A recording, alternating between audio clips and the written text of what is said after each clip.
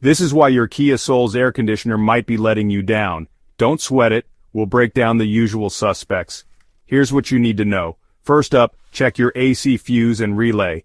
These small parts can blow or fail, stopping power from reaching your compressor. If one's bad, the compressor won't even turn on. Next, the refrigerant level.